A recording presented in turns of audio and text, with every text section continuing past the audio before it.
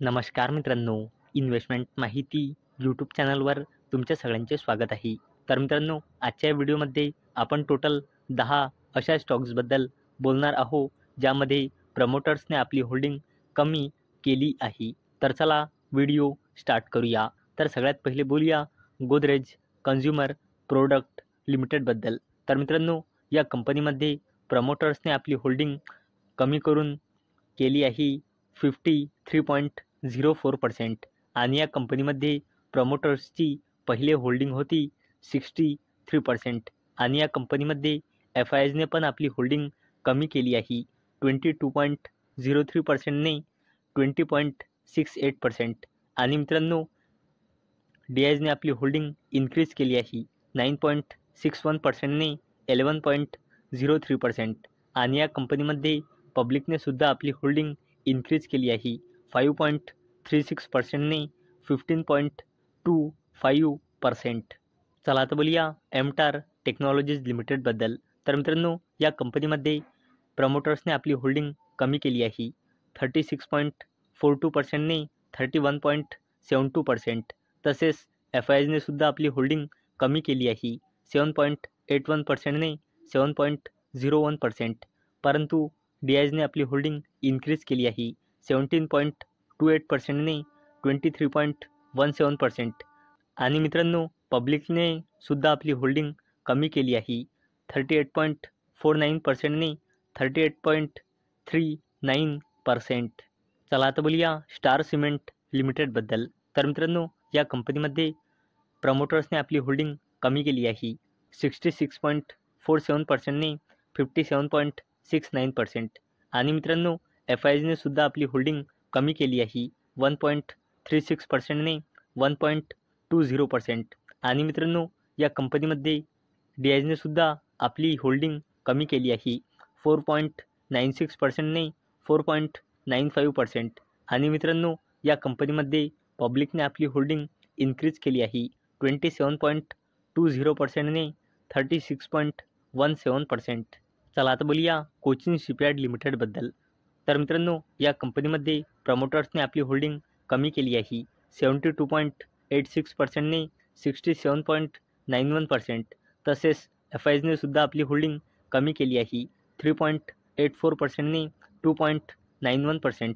परंतु मित्रांनो डी-आयजने आपली होल्डिंग इन्क्रीज केली आहे 3%ने 6.63%.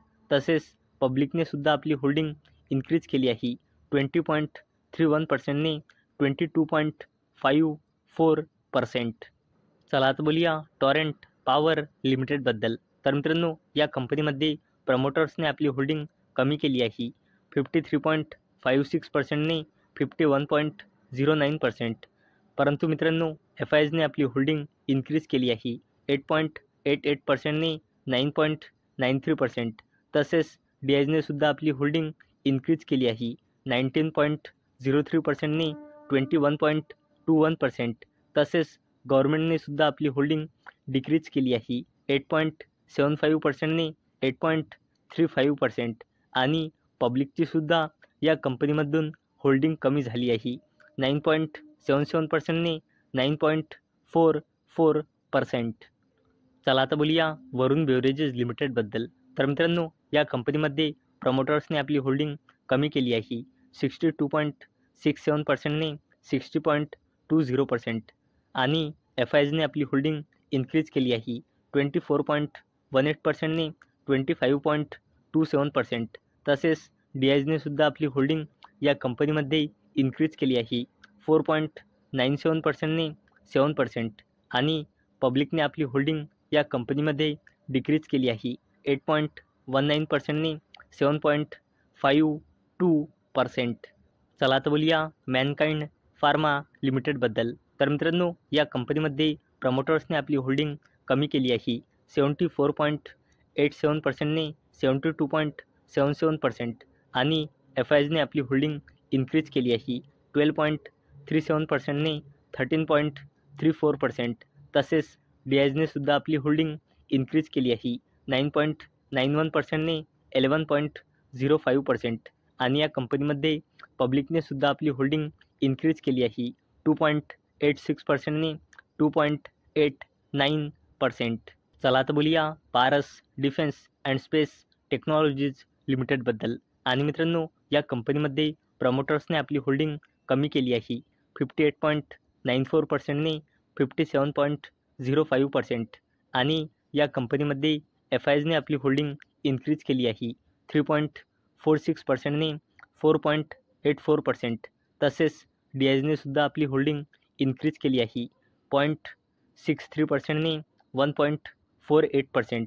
आणि या कंपनीमध्ये पब्लिकने आपली होल्डिंग थोडी डिक्रीज केली आहे 36.96%ने 36.61%. चला आता बोलूया भारत फोर्ज लिमिटेडबद्दल. तर मित्रांनो, या कंपनीमध्ये प्रमोटर्सने आपली होल्डिंग डिक्रीज केली आहे 45.26%ने 44.07%. तसेच FISने सुद्धा आपली होल्डिंग कमी केली आहे 18.72%ने 17.87%.